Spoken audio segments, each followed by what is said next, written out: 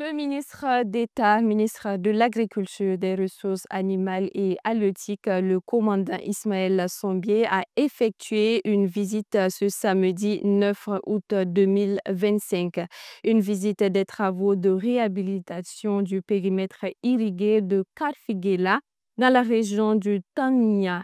Objectif constaté de visu l'avancement des travaux. Colette Voudou.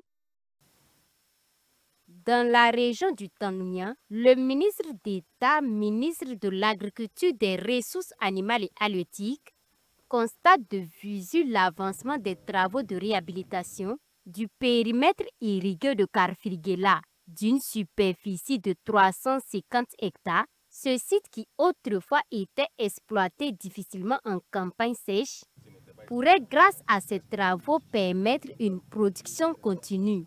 En 2024, nous avons eu l'avis de la BAD pour réhabiliter ce périmètre-là.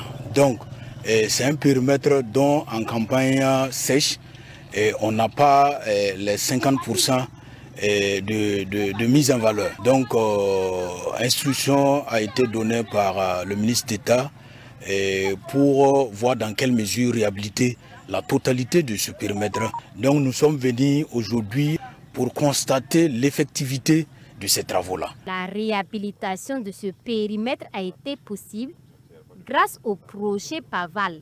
Ce périmètre irrigué de Karfirgela en cours de réhabilitation doit être livré d'ici fin novembre pour sa mise en eau. À terme, il devra permettre d'accroître les rendements agricoles. Le ministre d'État a donné l'échéance fin novembre pour une mise en eau.